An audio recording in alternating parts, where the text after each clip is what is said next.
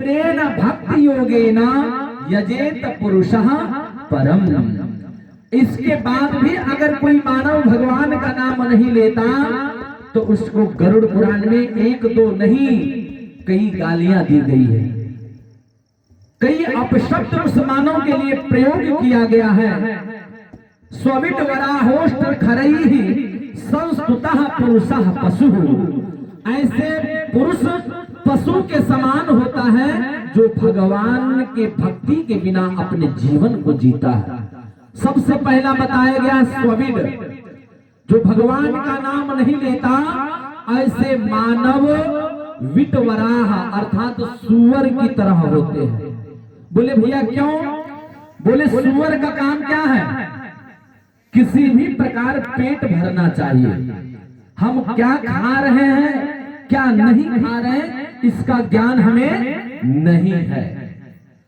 बस जैसे भी क्या कर्म कर रहे हैं क्या नहीं कर रहे हैं, किस कर्म को करने से हमारा पेट भर रहा है इसका ज्ञान ही नहीं है हम सबको। इसलिए पहली उपमा गरुड़ पुराण में उस मानव को दिया गया सुअर का। दूसरा दिया है स्विट वराह। स्व अर्थात होता है कुत्ता। दूसरी उपमा कुत्ता का दिया गया। बोले देखिए कुत्ता जहां पर लड़ता है ना, दो कुत्ते भौं भौं करके खूब लड़ेंगे और जब लड़ेंगे तो वहां कई सारे कुत्ते आ जाते हैं। और जहां पर मानव देखिएगा एक दो जब लड़ेंगे ना तो वहां पर कुत्ता भी भौंकने लगता है। क्यों भौंकता है? वो कुत्ता भी समझता है कि ये मेरे ही खानदान के लोग हैं, इसलिए उसका सहायता देने के लिए कुत्ता भी वहां पहुंच जाता है। चार जगह पर देखिएगा कुत्ता भौंकता है। जब भी कहीं अगर लड़ाई हो तो वहां कुत्ता जरूर भौंकेगा। दूसरी जगह होता है जहां भीख मांगने वाले भिखारी रहते हैं ना, उसके पीछे मानव भरे लगे या ना लगे कुत्ते जरूर पीछे पड़ जाते हैं। कारण वह कुत्ता हमें यह कहना चाहता है कि सज्जनों तुम्हें जिससे भीख मांगना चाहिए उससे तो तुम भीख नहीं मांगते, और जिससे नहीं मांगना चाहिए उससे तुम भीख मांग रहे हो।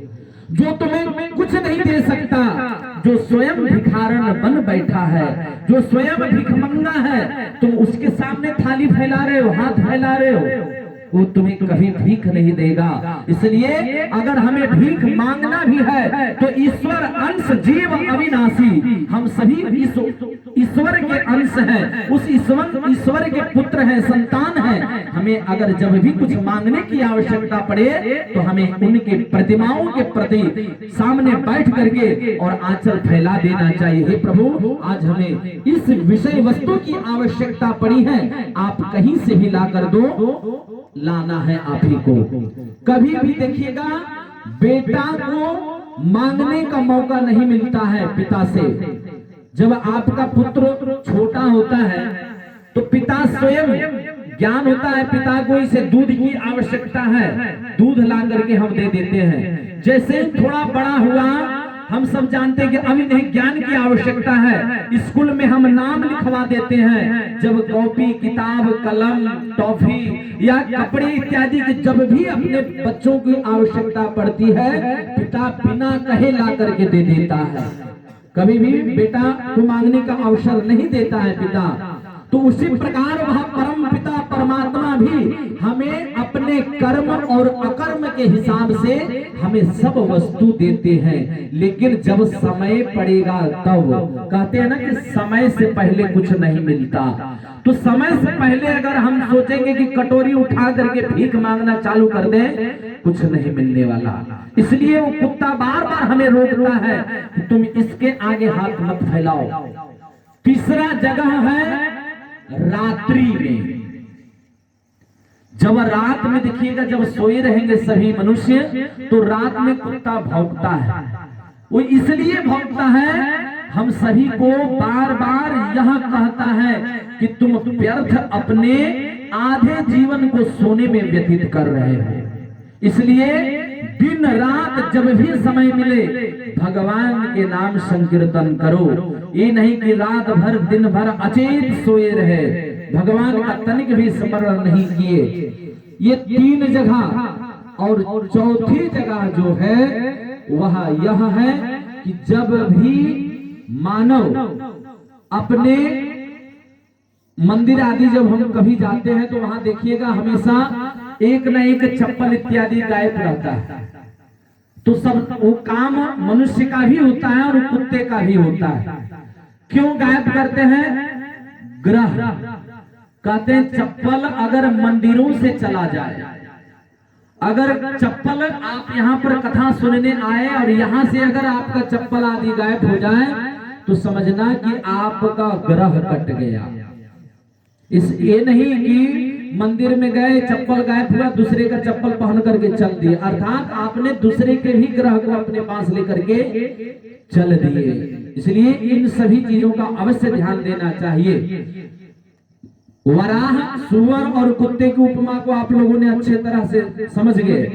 तीसरी उपमा जो है वह ऊंट का है। ऊंट का इसलिए दिए कि देखिए थोड़ा सा धन हमें नहीं हुआ, हमें थोड़ा सा हम धनवान नहीं हुए, घर द्वार मकान नहीं बना लिए कि अहंकार से फूल गए कि अब हमारे जैसा कोई है ही नहीं। और जैसे ऊंट कभी नीचे नहीं देखता, हमेशा ऊपर ही देख करके चलता है, उसी प्रकार वह मनुष्य भी अपने सर को सदैव ऊपर करके चलेगा, अकड़ करके चलेगा कि हमारे जैसे कोई धनवान ही नहीं है। और चौथी उपमा गधे का दिया गया। गधा जीवन पर्यंत अपने मालिक के लिए परिश्रम करता है, जीवन पर्यंत। लेकिन आज तक कोई बता दे कि उस गधे को कोई शील्ड मिला हो, कोई उपहार मिला हो। अगर जब भी गधा कुछ मालिक से मांगता है तो 4 डंडा और पीछे दे देता है, और जब वो गधा काम के लायक रहता है तब तक मालिक घर में रखता है, और जब देखता है कि अब ये गधा काम नहीं कर सकता तो उसे लात मार करके भगा देता है कि जाओ उधर ही मरना। उसी प्रकार हम सभी मनुष्यों की भी स्थिति है, गधे की तरह अपने पुत्र पौत्रादि अपने सगे संबंधी के पेट भरने के लिए दिन रात गधों की तरह परिश्रम कर रहे हैं। किस लिए? केवल पेट भरने के लिए।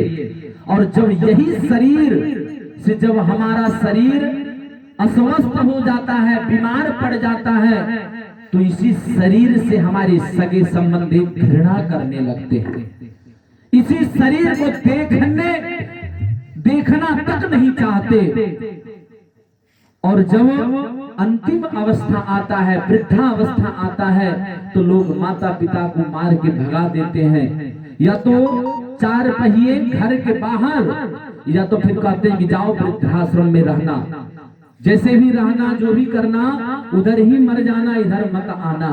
ये गधों की स्थिति हम सभी मनुष्यों का।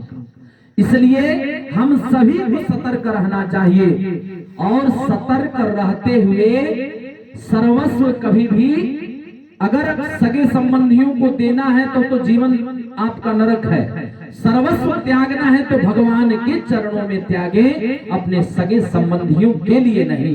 इसलिए आइए समय अधिक हो चुका है, आज की कथा को यही विराम देंगे भगवान नाम संकीर्तन के साथ। प्रेम से बोलिए।